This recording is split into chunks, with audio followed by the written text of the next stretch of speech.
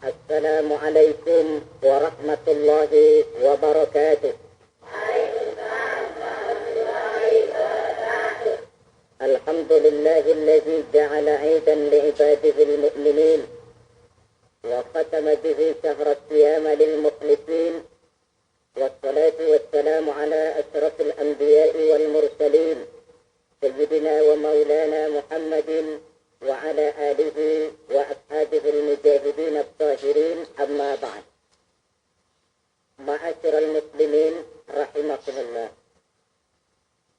Pada pertemuan terdahulu sudah kita bicarakan bahwa orang yang menjalankan ibadah Ramadan dengan baik, dalam arti yang dia laksanakan ibadah puasa, sementara dia hidupkan malam-malam Ramadan dengan salat tarawih, i'tikaf, tadarus Al-Quran dan sebagainya.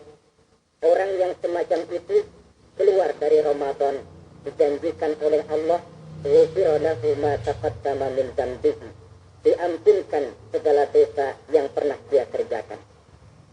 Sehingga dia keluar dari bulan Ramadan seperti bayi baru dilahirkan oleh ibunya, bersih, tidak punya dosa kepada Allah lantaran sudah dibersihkan oleh ibadah Ramadan. Jadi dalam Islam, dosa itu ditebus dengan taubat, dengan amalan kita sendiri, bukan dengan uang, tidak juga dengan beras. Saya percaya kalau dosa bisa ditebus dengan beras misalnya, barangkali Menteri Pertanian akan lebih dulu masuk surga. Kalau dosa bisa ditebus dengan uang, mungkin Gubernur Bank Sentral atau para Menteri Keuangan akan menjadi penghuni surga nomor 1. Dalam Islam, dosa ditebus dengan taubat kepada Allah. Orang yang melaksanakan ibadah dengan baik di bulan Ramadan, keluar Ramadan, masuk 1 Syawal seperti bayi baru dilahirkan oleh ibunya. Pantas dia mengucapkan minal a'idin, semoga kami termasuk orang yang kembali kepada fitrah, suci, bersih. Dia rayakan hari itu, hari di mana dia kembali kepada kesucian. Itulah hakikat daripada Idul Fitri. Dengan kata lain, Idul Fitri ini tidak bisa dilepaskan kaitannya dengan ibadah Ramadan. Hanya oleh karena kita melaksanakan ibadah Ramadan, maka kita rayakan Idul Fitri. Dengan bahasa yang lebih langsung, sebenarnya yang berhak merayakan Idul Fitri mereka yang mengisi Ramadan dengan kegiatan ibadah. Saudara-saudara kaum muslimin yang berbahagia.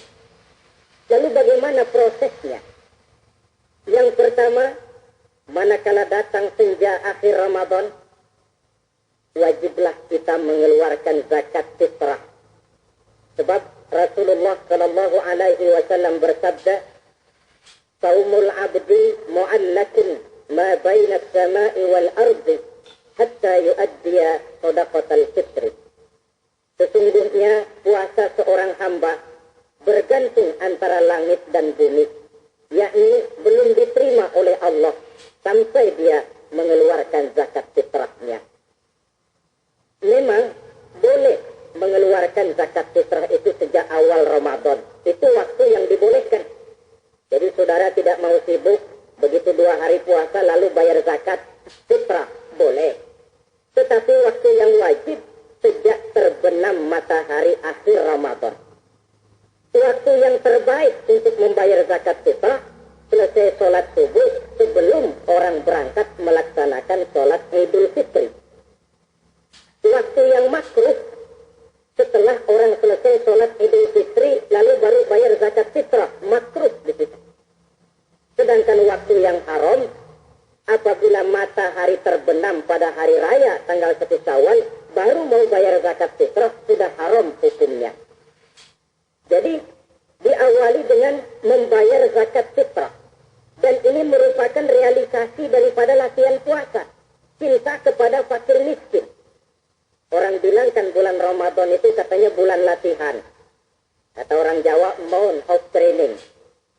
Bulan latihan. Apa sih perlunya latihan? Kalau PSSI masuk latihan, tentu keluar latihan mainannya makin bagus. Elias Pikal masuk latihan, keluar latihan gaya tinjunya makin hebat. Itu perlunya latihan. Kalau latihan tiap hari tapi main kalah terus, orang kan bilang buat apa latihan kalau main kalah terus. Kita muslimin selama Ramadan sebulan penuh masuk latihan. Latihan sabar, latihan jujur, latihan disiplin, latihan sederhana, latihan mengendalikan nafsu. Berhasil atau tidaknya latihan itu kelihatan dalam gaya hidup kita sesudah keluar Ramadan. Kalau tidak, Ramadan sabar, habis Ramadan habis sabarnya. Ramadan rajin ke masjid, selesai Ramadan selesai ke masjidnya. Ramadan rajin baca Quran, selesai Ramadan selesai rajinnya. Itu pertanda latihan tidak berhasil. Maka salah satu latihan ini kita buktikan kecintaan kita kepada fakir miskin dengan kewajiban membayar zakat dan zakat fitrah. Ya Allah, sudah saya rasakan bagaimana tidak enaknya lapar dan haus. Sudah saya rasakan bagaimana tidak enaknya penderitaan orang-orang fakir dan miskin yang tiap hari kelaparan dan kehausan. Sebagai pertanda, ya Allah, saya keluarkan zakat fitrah ini untuk orang-orang fakir dan miskin. Itu kita keluarkan pada saat matahari akhir Ramadan terbenam. Masuk malam pertama bulan Syawal. Malam takbiran, kalau istilah di kampung kita ini. Allah Subhanahu wa ta'ala dalam Al-Quran menjelaskan, walitukmilul iddata. Hendaklah engkau sempurnakan jumlah bilangan hari puasamu. Berpuasa sebulan penuh. 30 hari atau lebih sering 29. Bila sudah sempurna hari puasa itu, walitukabbirullah, hendaklah engkau agungkan Allah. Hendaklah engkau bertakbir. Oleh karena itu, disunahkan menghidupkan malam 1 Syawal, malam hari raya Idul Fitri itu dengan memperbanyak takbir. Sejak matahari terbenam, selesai sholat maghrib, kita kumandangkanlah kalimat takbir itu dari rumah ke rumah, dari surau ke surau, dari masjid ke masjid, dari kampung ke kampung, pertanda rasa syukur kita yang tiada terhingga kehadirat Allah Subhanahu wa ta'ala, Tuhan yang Maha Esa dan Maha Kuasa. Entah kenapa, bila matahari akhir Ramadan terbenam, datang malam 1 Syawal, terubah perasaan kita. Sedih menjadi gembira, sukar menjadi mudah, hati yang tadinya digenangi air kebencian berubah menjadi hati yang penuh dengan cinta kasih kepada sesama. Kumandang takbir bagi orang-orang yang hidup tinggal di rantau, mengingatkan dia kepada kampung halamannya. Terkenang dia sungai tempat dia mandi, lapangan tempat dia bermain. Kampung nan jauh di Mato, katanya. Sehingga orang-orang yang tinggal di tanah rantau diusahakannya benar supaya bisa berlebaran pulang mudik, katanya. Nak berkumpul dengan sanak keluarganya supaya lebih mudah bersilaturahmi sambil mengenang masa-masa lalu di kampung halaman. Jadi setelah zakat fitrah kita tunaikan, sambutlah malam Idul Fitri itu dengan memperbanyak takbir. Ini disunahkan. Menghidupkan malam lebaran dengan memperbanyak takbir. Bukan memperbanyak bakar petasan. Itu kan pekerjaan mubazir. Dan mubazir itu jelas perbuatan setan. Ada yang bilang katanya bakar petasan itu nambah syiar. Syiar macam mana datang dari petasan? Sebagian lagi berjaga-jaga juga, tapi bukan dengan memperbanyak takbir. Bergadang-gadang di pinggir jalan, nyebut dengan kendaraan aneka warna. Tidak itu yang diajarkan agama. Berkumpul kita di surau, berkumpul kita di masjid, paling kurang berkumpul di rumah dengan keluarga. Ramai-ramailah kita bertakbir, memanjatkan puji dan syukur kepada Allah. Ya Allah, kalau tidak lantaran petunjuk-Mu, sulit rasanya melaksanakan perjuangan yang berat sebulan penuh. Melatih diri, membina takwa, mengharap ridho. Dengan lapar, melilit perut, dengan haus, mencekik kerongkongan. Bersyukur kami kepadamu, ya Allah. Dan sebagai pertanda, kami kumandangkan kalimat takbir, memuji keagungan dan kebesaran-Mu. Allahu Akbar, Allahu Akbar, Allahu Akbar, walillahil hamd. Saudara-saudara kaum muslimin, rahimakumullah. Di dalam satu hadis dari Ubadah bin Samit, diriwayatkan oleh Imam Tabrani, bersabda Rasulullah sallallahu alaihi wasallam, "Man ahya lailatal fitri lam yamut qalbuhu yawma tamutul qulub." Barang siapa yang menghidupkan malam Idul Fitri, maka hatinya itu tidak akan pernah mati pada saat hati-hati orang lain menjadi mati. Kita yang paling khawatir dalam hidup ini, pada saat hati kita sudah mati, selagi jasad masih hidup, menjadilah kita bangkai berjalan dalam pandangan Allah. Badan hidup tapi hati mati, bangkai berjalan dalam pandangan Allah. Jadi ini hakikat merayakan Idul Fitri. Puasa Ramadan sebulan penuh, malamnya ibadah, menunaikan zakat fitrah, lalu malamnya menghidupkan malam dengan takbiran. Yang terjadi kan kita lihat adat yang dibesarkan, ibadat ditinggal.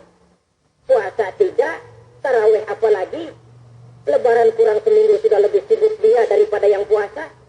Ke pasar kayaknya pasar mau dibeli semua. Rumah pun dicat, dikapur, baju diperbarui. Itu kan kulit. Memang lebih bagus kalau kulitnya baik, isinya pun baik. Tapi yang lebih penting daripada sekedar kulit adalah isi. Hakikat merayakan Idul Fitri kembali kepada kesucian. Kita bersih, tidak punya dosa kepada Allah. Itu kita rayakan. Dengan apa? Nah, oleh seorang ulama, Al-Imam Zakiyuddin Abdul Azim bin Abdul Quwa Al-Munziri, diberikan contoh bagaimana Rasulullah Sallallahu Alaihi Wasallam itu merayakan Idul Fitri.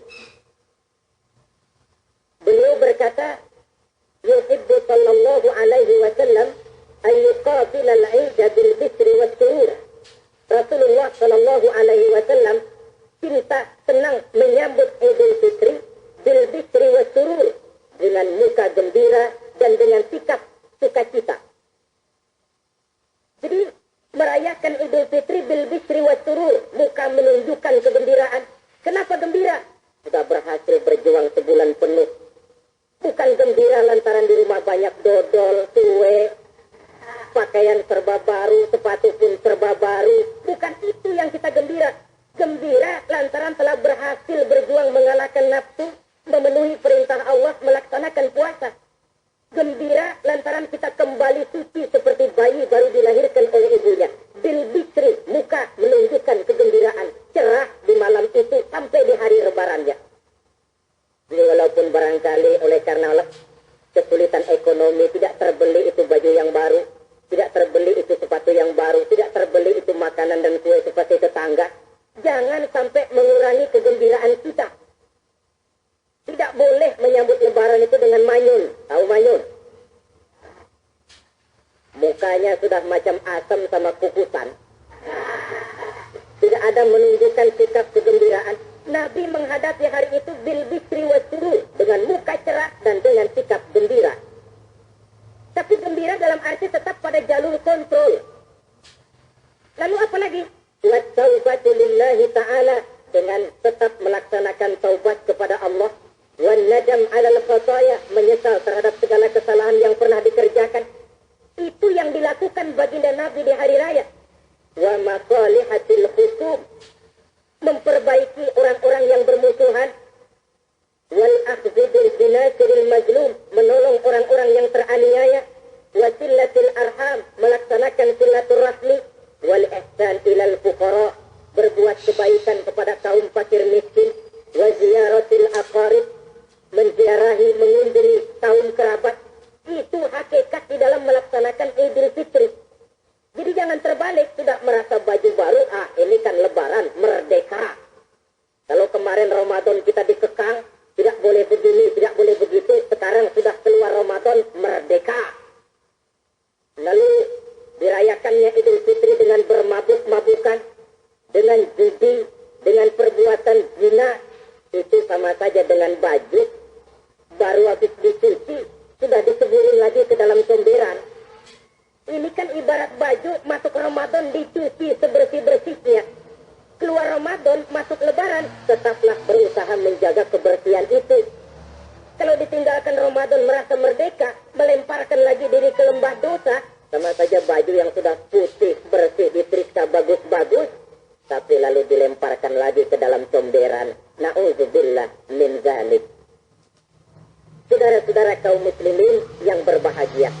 Jadi setelah zakat fitrah kita bayar, hidupkan malam Idul Idul Fitri itu dengan mengumandangkan kalimat takbir.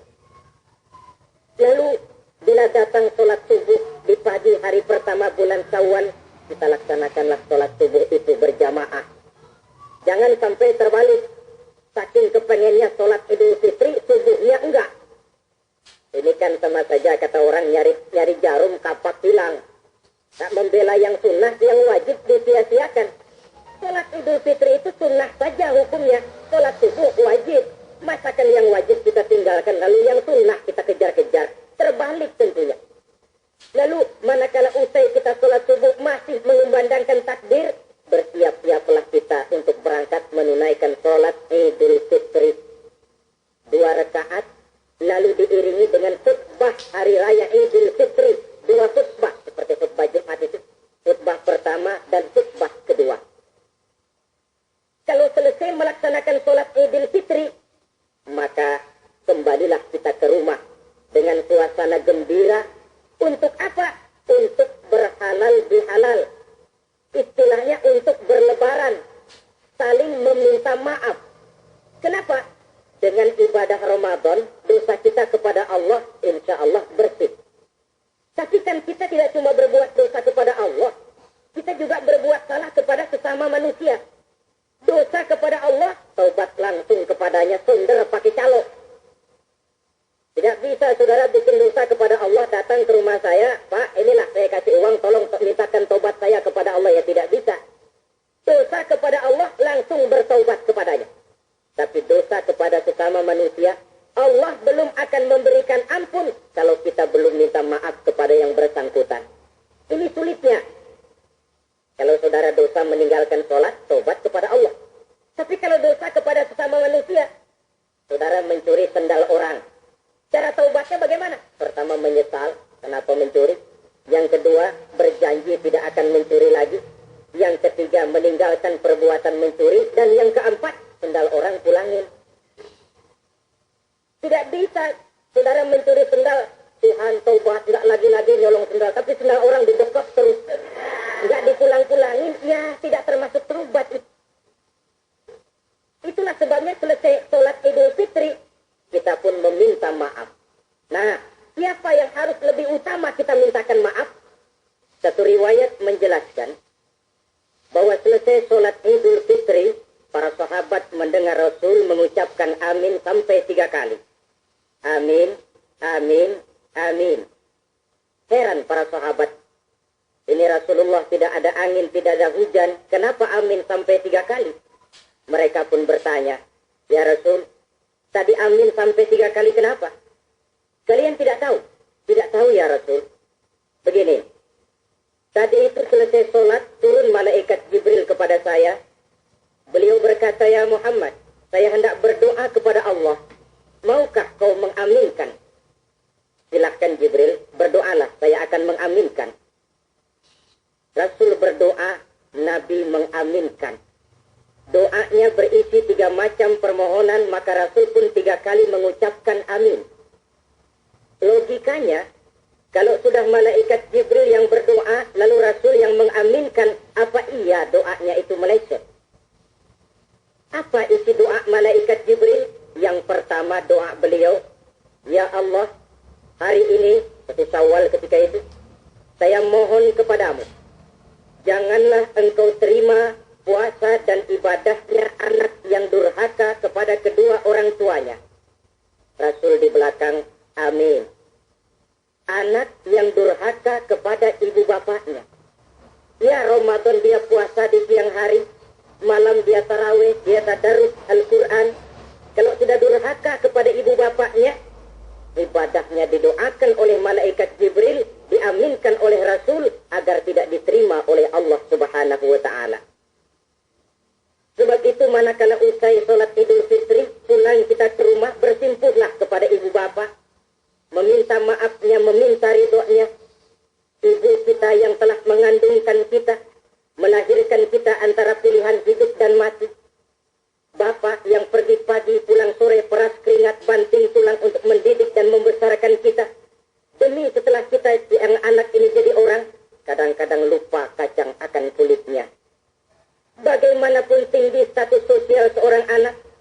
bagaimanapun banyak gelar dipandangnya, bagaimanapun kayanya dia, kalau sudah durhaka kepada kedua orang tuanya, alamat hidup tidak akan memperoleh keberkahan.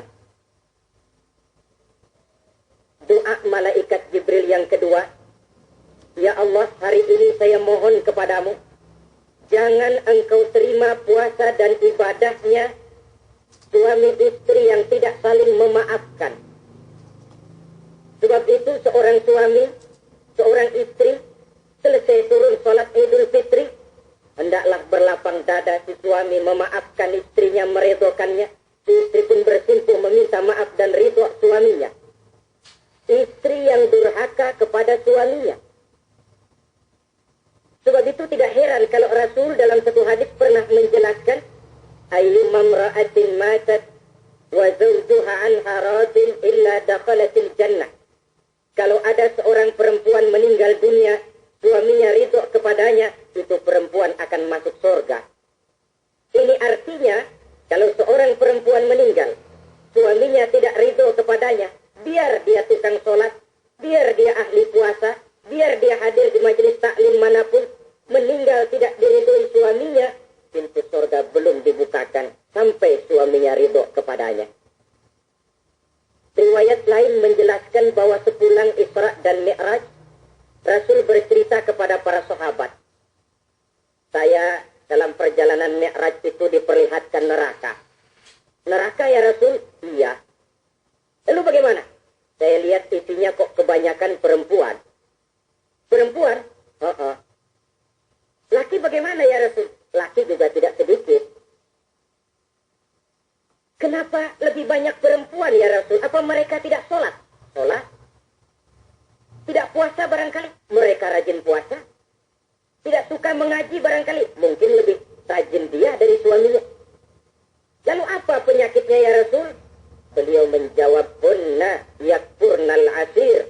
Penyakit perempuan itu dimanapun tidak pandai bersyukur, kurang rasa terima kasih kepada suaminya. Suaminya yang bertahun-tahun pergi pagi pulang sore peras keringat banting tulang untuk menghidupi keluarga, sekali saja terselip berbuat salah, hilang jasanya yang bertahun-tahun itu.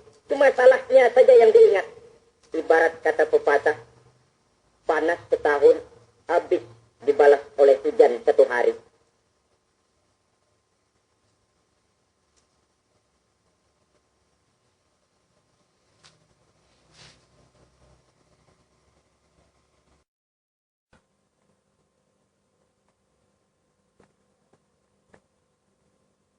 Malaikat Jibril yang ketiga, ya Allah, hari ini saya mohon kepadamu, janganlah engkau terima puasa dan ibadahnya muslim yang tidak mau memaafkan sesama saudaranya muslim.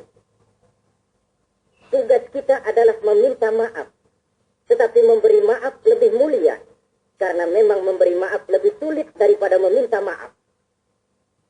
Oleh sebab itu momen Hari Raya Idul Fitri intinya adalah halal bihalal. Bukan lalu merasa merdeka sudah ditinggalkan oleh Ramadan, berbuat sesuka hati, yang laksana baju sudah dibersihkan tapi dibenamkan kembali ke dalam lumpur. Yang kita inginkan agar bersih hubungan kita dengan Allah dan baik juga hubungan kita kepada sesama manusia. Hadis yang kedua, pada suatu hari ketika kumpul dengan para sahabat, Rasul bertanya, atadruna manil muflis? Saudara-saudara, tahu nggak siapa orang bangkrut, orang sial, orang yang tidak beruntung itu siapa? Pertanyaan yang menarik. Jawaban sahabat macam-macam. Ada yang bilang, al-muflisu fina man la dirham lahu wa la mata'. Ya Rasul, menurut pendapat kami, orang yang bangkrut, orang yang sial, yang tidak punya duit dan tidak punya harta. Itu jawab sahabat. Dan begitu jawab banyak orang sekarang. Siapa yang banyak uang, raja dia. Yang tidak punya uang, bangkrut dia. Sampai-sampai pepatah orang Arab bilang, inna darahima fil amakini kulliha taktur rijala mahabatan wa jalala. Uang itu di mana-mana katanya bikin hebat orang yang memilikinya. Coba lihat orang yang tidak punya uang dengan yang punya uang. Jangan gaya hidupnya, gaya jalannya saja lain. pulang kerja itu, hari Kamis sama hari Sabtu lain jalannya. Hari Kamis loyo, letu, manyun. Tapi kalau sudah hari Sabtu gagah bukan main. Kenapa? Ada uang di kantongnya. Wahia lisanun liman aroda fasohatan. Uang adalah lidah yang paling fasih untuk bicara. Bicara lidah macet, coba uang yang bicara. Tokcer. Wahia silahun liman aroda qitalan. Uang juga senjata paling ampuh bagi orang yang mau maju ke medan perang. Tapi apa benar begitu? Rasul menjawab, innal muflisa min ummati, orang yang bangkrut dari golongan umatku bukan orang lain, bukan mereka yang tidak punya uang, kata Rasul, bukan mereka yang tidak banyak hartanya. Orang yang bangkrut dari golongan umatku, mayyati yaumal qiyamah bi salatin wa siyamin wa zakatin. Orang yang di hari kiamat nanti datang menghadap Allah dengan membawa pahala solat. Sebab waktu di dunia dia tukang solat. Menghadap Allah dia setor, ya Allah ini pahala solat saya. Solat wajibnya, solat sunnah, rawatib, nawafilnya. Wasiyamin, pahala puasa juga dia bawa setor kepada Allah. Baik puasa wajib Ramadan, puasa sunnah Senin Kemis, puasa sunnah 6 hari di bulan Syawal. Wa zakatin, pahala zakatnya juga dia bawa menghadap Allah di satu pihak. Cuma sayang, kata Allah, wa ya'ti qad syatama hadza. Dia juga datang membawa dosa karena pernah mencaci maki orang. Wa qazafa hadza, pernah memfitnah orang. Wa akala mala hadza, pernah memakan harta orang dengan cara yang batil. Wa safaka dama hadza, mengalirkan darah orang tanpa alasan yang benar. Di satu pihak datang membawa pahala ibadah, di lain pihak datang menyandang dosa kepada manusia. Kalau ini yang terjadi, bagaimana nasib kita?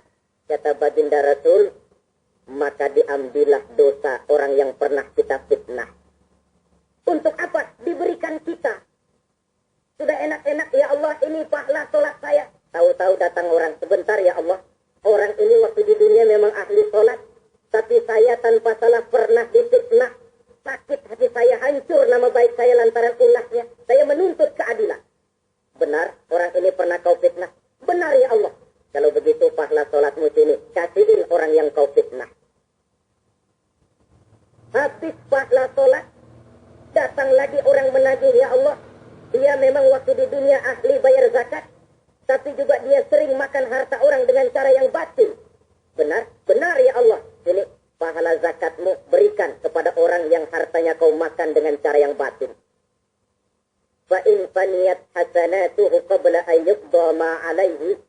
Kalau pahala kebaikannya sudah habis untuk nutup hutang dosa, sementara tagihan datang terus, ukhiza min khatayahum, maka diambillah dosa orang-orang yang pernah kita fitnah, kita caci maki, kita zolimi, untuk diberikan kepada kita. Apa enggak bangkrut ini? Sudah pahala dipretelin, dosa dikasih lagi. Ibarat orang dagang, modal habis, tagihan utang datang terus. Apa pasalnya ini? Dia cuma baik kepada Allah. Sholatnya betul, puasanya bagus, zakat dia bayar. Tapi kepada sesama manusia, dia tukang fitnah, tukang mencaci maki, ahli makan harta orang dengan cara yang batil. Bangkrut nasibnya di akhirat nanti. Maka keliru kalau momen Idul Fitri itu dimanfaatkan untuk sesuatu yang merusak arti kesucian, merusak arti fitrah. Mari kita dengarkan hadis dari Wahab bin Munabbah. Inna iblis alaihi la'nah yasihu fi kulli yawmi 'idin. Iblis tiap hari raya Idul Fitri teriak-teriak. Akibat teriakannya, laskarnya, bala tentaranya kumpul. Ya Sayyidana, man aghdabuka? Wahai junjungan kami, kata bala tentara iblis ini. Kenapa teriak-teriak macam itu? Apa yang bikin Tuhan begitu jengkel? Kasih tahu saja sama kami, biar kami hancurkan siapa yang telah menyakitkan hati Tuhan. Kata iblis, tidak ada yang nyakitin hati saya. Cuma kamu perlu tahu, kata iblis. Inna Allah qad ghafara li hadhihi al-ummah fi hadha al-yawm. Hari ini, hari Idul Fitri, mengampunkan dosa umat yang berpuasa. Itu yang nyakitin hati saya. Setengah mati saya menggoda mereka. Supaya mereka mabuk, supaya mereka zina, supaya mereka judi, supaya mereka merusak. Mereka puasa di bulan Ramadan. Hari ini Allah ampunkan dosa mereka. Apa enggak sakit hati saya? Lalu apa tugas kami, Tuhan? Kata tentara iblis ini. Fa'alaikum an tusghiluhum bil lazat wa syahawat wa surbil khamr. Kata iblis, kasih komando dia. Begini saja. Kau rusak mereka. Umat Islam yang dosanya hari ini diampuni. Kau rusak mereka bil lazat. Dengan segala macam kelezatan. Wa syahawat. Dengan memperturutkan hawa nafsu. Wa surbil khamr. Dengan meminum minuman yang memabukkan di hari raya Idul Fitri ini. Jadi kalau mereka datang bermaaf-maafan, Allah sudah mengampuni dosa mereka. Tolong kau rusak suasana itu. Tanamkan kepada mereka. Supaya menikmati hari ini dengan segala macam kelezatan. Memperturutkan hawa nafsunya, meminum minuman keras. Hanyut di meja judi. Hingga melupakan arti hakikat Idul Fitri yang sebenarnya. Di akhir riwayat ini Nabi pesan. Oleh karena itu kata Nabi, ijtahidu yaumal fitri bis sadaqah. Wa a'malil khair wal birri minas salah wal zakah wal tasbih wal tahlil. Oleh sebab itu kata Nabi, hati-hatilah kamu, sungguh-sungguhlah kamu pada hari Idul Fitri ini melaksanakan segala macam kebajikan seperti sedekah, perbuatan baik, salat, zakat, mengucapkan tasbih, tahlil, karena hari ini Allah telah mengampunkan dosa kamu. Jadi jangan dinodai hari yang bersih itu dengan perbuatan-perbuatan yang tercela. Inilah kelirunya kalau adat lebih dibesarkan daripada ibadah. Kalau menyambut Idul Fitri itu yang lebih diutamakan baju barunya, pakaian serba barunya, rumah serba bersihnya, lalu fasilitas serba adanya, lupa kepada intinya, manusia akan mudah terjerumus menodai hari yang suci dengan perbuatan yang kotor. Saudara-saudara, ma'asyiral muslimin rahimakumullah. Karena itu Rasulullah sallallahu alaihi wasallam pernah menjelaskan apa hakikat hari raya sebenarnya. Beliau berkata, lil mu'mini khamsatu a'yad. Orang beriman mempunyai 5 hari raya. Yang kita tahu kan gampangnya Idul Fitri, Idul Adha, kan itu. Rasul berkata, orang beriman sebenarnya mempunyai 5 hari raya. Hari raya yang dia rayakan dengan kegembiraan. Kapan saja itu? Pertama, kullu yaumin yamurru 'alal mu'min wa la yuktabu 'alaihi dzanbun. Setiap hari yang dilalui oleh seorang mukmin tanpa Allah menulis dosanya, itulah hari raya baginya. Jadi kalau berlalu satu hari dan hari itu kita tidak melakukan dosa satupun, itu hari raya. Dengan kata lain, bergembiralah seorang mukmin kalau dia bisa melewati satu hari tanpa di hari itu dia melakukan dosa. Itu hari raya. Aduh, saya girang benar hari ini. Kenapa? Hari ini tidak ada dosa yang saya kerjakan rasanya. Hari raya pertama adalah hari di mana kita lewati tanpa melakukan dosa. Kira-kira bisa nggak satu hari lewat tanpa dosa? Ya, bukan cuma sekedar mau, tapi berusaha untuk bisa. Ini hari raya yang pertama. Yang kedua kata Nabi, al-yawmul ladzi yakhruju fihi minad dunya bil iman was syahadah wal hikmah min kaidis syaitan. Hari di mana dia keluar meninggalkan dunia ini, kembali kepada Allah bil iman, dengan membawa iman. Was syahadah, mengucapkan 2 kalimat syahadat. Wal hikmah min kaidis syaitan, dan selamat dari tipu daya setan. Saudara-saudara, mati membawa iman, sempat mengucapkan 2 kalimat syahadat, selamat dari tipu daya setan, itu hari raya kita. Sebab apa? Yang paling kita khawatir kalau sudah meninggalkan dunia tanpa membawa iman. Tidak sempat mengucapkan 2 kalimat syahadat. Nah, supaya kita mati bisa mengucapkan 2 kalimat syahadat, caranya bagaimana? Tergantung latihan. dan kebiasaan. Orang kepengen kaya mesti latihan kaya. Orang kepengen bisa nyanyi mesti latihan nyanyi. Orang yang dalam hidupnya sering mengucapkan 2 kalimat syahadat, insya Allah di akhir hayatnya pun kalimat itu yang akan diucapkannya. Makanya kalau Allah pesan, la tamutunna illa wa antum muslimun, jangan kamu mati kecuali dalam Islam. Bagaimana supaya kita mati dalam Islam? Hidup ini pun biasakan dalam Islam. Hanya mereka yang membiasakan hidup secara Islam, insya Allah bisa mati dalam lingkungan Islam. Ini hari raya yang kedua. Yang ketiga, al-yawmul ladzi yujawizu fihi sirat wa ya'manu min ahwalil qiyamah. Hari di mana dia lewat di atas sirat dan aman dari huru-hara hari kiamat. Lewat di atas sirat dengan selamat, itu hari raya yang membawa kegembiraan. Yang keempat, al-yawmul ladzi yadkhulu fihi al-jannah wa ya'manu minal jahid. Hari di mana dia masuk ke dalam surga dan aman dari siksaan neraka. Hari raya terakhir, al-yaumul ladzi yanzuru fihi ila rabbih. Hari di mana dia bertemu dengan Allah Tuhannya. Itu hari raya terbesar. Masuk surga itu enak. Tapi bertemu Allah jauh lebih enak. Sama saja kita masuk istana negara itu nikmat. Tapi bertemu presiden jauh lebih nikmat. Mungkin begitu masuk istana negara kita heran kagum melihat lukisan, melihat dekorasi. Tapi begitu bertemu dengan kepala negara, lupa kita dengan indahnya bangunan istana negara. Mungkin ketika masuk surga kita kagum begitu luar biasa kenikmatannya. Ketika bertemu dengan Allah, hilang kenikmatan surga. Tertutup oleh nikmatnya bertemu Allah. Ma'asyiral muslimin rahimakumullah. Nah, lalu ada satu tradisi di negara kita ini yang disebut acara halal bihalal.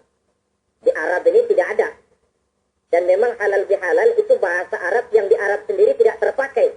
Halalun bihalalin artinya saling halal menghalalkan. Maksudnya saling maaf memaafkan. Kemarin saudara tanpa salah saya pukul. Haram. Kesempatan ini tolong dihalalkan. Artinya tolong dimaafkan. Karena kita bertemu seorang sulit. Datang dari rumah ke rumah pun memakan waktu. Biasanya pun orang mengadakan acara kumpul. Entah itu organisasi, entah itu kantor, entah itu keluarga besar. Kumpul dalam satu acara yang lazimnya mereka sebut dengan halal bihalal. Rangkaiannya tidak terpisahkan dari puasa Ramadan, Idul Fitri, dan halal bihalal. Artinya, karena kita melaksanakan puasa di bulan Ramadan, maka kita rayakan Idul Fitri. Di dalam merayakan Idul Fitri, kita laksanakan acara halal bihalal. Tidak terpisahkan. Tapi rupanya halal bihalal ini sudah jadi milik nasional. Ya kita ikut bersyukur menjadi milik nasional. Tetapi yang paling merasakan nikmatnya tentu mereka yang mengikuti prosesnya sejak semula. Pelaksanaan ibadah puasa, melaksanakan zakat fitrah, menunaikan sholat Idul Fitri, sampai kepada berhalal bihalal. Kemudian satu hadis lagi, Rasulullah Sallallahu Alaihi Wasallam bersabda, "Isnani la yansurullahu ilaihima yaumal qiyamah." Ada 2 golongan manusia yang di hari akhirat nanti tidak akan dipandang oleh Allah. Tidak akan diopeni oleh Allah. Siapa mereka? Pertama qati'ur rahim. Yang kedua jarus su'i. Orang yang memutuskan silaturahmi dan tetangga yang jahat dengan tetangganya. Sebagai uraian penutup, saya ingin mengajak kita semua untuk merenungi firman Allah dalam surah Al-A'la ayat 14 sampai dengan ayat 17. Qad aflaha man tazakka wa zakara isma rabbih fa shalla bal tu'thiruna al-hayata ad-dunya wal akhiratu khairu wa abqa. Qad aflaha man tazakka, sungguh telah beruntunglah orang-orang yang membersihkan dirinya. Ada yang mentafsirkan sungguh beruntung orang-orang yang telah menunaikan zakatnya. Sebab apa? Diri, jiwa, ini kan bukan milik kita. Milik Allah. Kita ini cuma hak pakai. Seperti saudara, ini baju saya. Saudara punya hak pakai. Kalau waktu saya ambil baju itu kotor, tentu marah. Saya sebagai pemiliknya.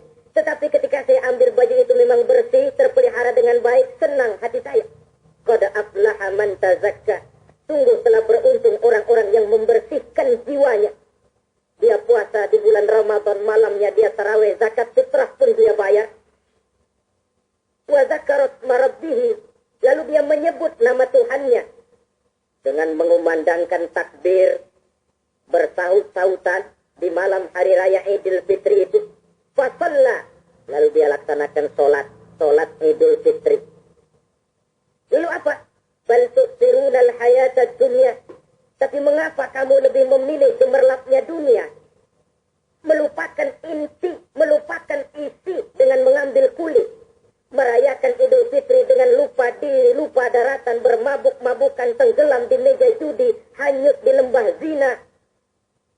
Bal tu'thirunal hayatad dunya. Kau utamakan megahnya dunia, kau kejar gemerlapnya dunia, kau lupa hakikat Idul Fitri itu.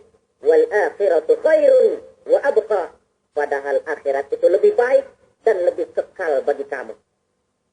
Dunia yang segala kemampuan yang ada kita kerahkan untuk mengejarnya merupakan kenikmatan yang kalau ketimbang kenikmatan akhirat, berapalah lamanya. Umur orang sekarang paling panjang 80 tahun. Jarang yang sampai 100. Jadi kalau Nabi mengatakan ad-dunya sijnul mu'min wa jannatul kafir, dunia adalah penjara bagi orang mukmin dan surga bagi orang kafir, itu betul. Yang salah kadang-kadang hadis ini digunakan sebagai senjata untuk menghantam orang Islam menjadi lemah. Dunia penjara bagi orang mukmin. Apanya yang dipenjara? Nafsunya. Dalam kehidupan di dunia ini, seorang mukmin tidak bebas memperturutkan hawa nafsunya. Dipenjara nafsunya. Wa jannatul kafir, tapi dunia ini surga bagi orang kafir. Tidak lagi merupakan penjara, dia bebas memperturutkan hawa nafsunya. Dilarang, tidak terlarang, dicegah pun tidak tercegah. Kalau habislah dunia, habislah sudah surganya sampai di situ. Bila datang ajal, selesailah sudah kesenangannya sampai di situ. Saudara-saudara, ma'asyiral muslimin rahimakumullah. Oleh karena itu, janganlah di dalam merayakan Idul Fitri ini kita mengutamakan kulit dengan melepaskan isinya. Hari raya fitrah, hari raya kesucian yang seharusnya dirayakan dalam suasana kesucian. Jangan dinodai dengan perbuatan-perbuatan kotor yang akan mengundang dosa di dalam kehidupan kita. Sehingga 1 bulan latihan di dalam Ramadan ini mewarnai kehidupan kita 11 bulan berikutnya. Tanda bahwa latihan berhasil, keluar Ramadan, gaya hidup kita makin baik. Ada kesinambungan. Jangan cuma Ramadan bisa sabar, selesai Ramadan selesai sabarnya. Ramadan rajin ke masjid, selesai Ramadan selesai rajinnya. Ramadan cinta kepada yatim piatu dan fakir miskin, selesai Ramadan malah kejam kepada yatim dan orang-orang miskin. Latihan tidak akan membawa hasil seperti yang diharapkan. Puncaknya, tercapailah tujuan daripada pelaksanaan ibadah puasa, la'allakum tattaqun, agar dengan pelaksanaan ibadah puasa kamu menjadi manusia yang bertakwa kepada Allah. Bukankah di sini harga dan nilai daripada manusia? Jadi puasa dengan kemampuan mengendalikan diri, dengan kesederhanaan, dengan disiplin, dengan cinta kepada fakir miskin, seluruhnya bertujuan membentuk manusia yang bertakwa.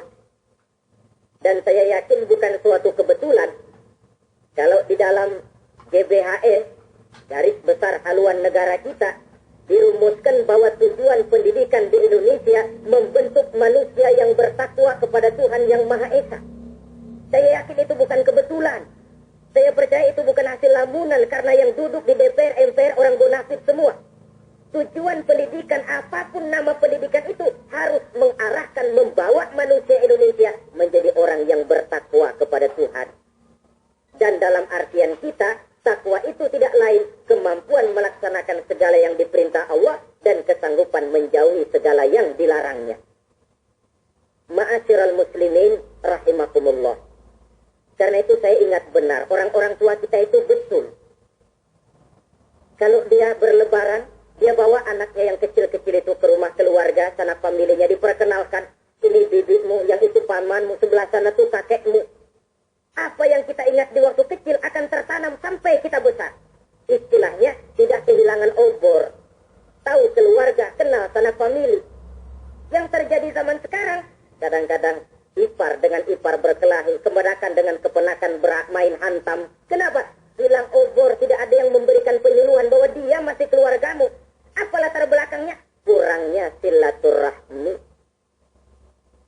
Apalagi remaja sekarang kalau diajak pergi berlebaran kuno Ragunan saja ngelihat tua. Ya tidak ada salahnya toh, rekreasi persilakan. Ragunan kah, ke Taman Mini kah, ke Taman Impian Jaya Ancol kah. Tetapi silaturahmi ini utamakan. Kunjungi keluarga, kunjungi sanak famili, handai tolan. Sebab apabila silaturahmi ini sudah retak, pada akhirnya kita kehilangan obor. Manakala sudah kehilangan obor, boleh jadi kita tidak akan saling mengenal satu dengan lainnya. Bukankah adat hidup katanya tolong menolong? Bila kita merupakan satu keluarga besar, mungkin ada kelemahan di bidang pendidikan, yang lain maju di bidang ekonomi, saling membantu sehingga terwujud di mana yang satu menunjang kemajuan bagi yang lainnya. Saudara-saudara, inilah pembicaraan kita pada pertemuan kita kali ini. Dengan harapan tentunya, mudah-mudahan kita benar-benar masuk dalam kelompok minal aidina wal faizin wa kullu amin wa antum bi khair. Termasuk orang yang kembali suci kepada fitrah, beruntung, dan amalan ibadah kita diterima oleh Allah Subhanahu wa ta'ala. Sekian dan demikian. Terima kasih atas segala perhatian. Mohon maaf atas segala kekurangan.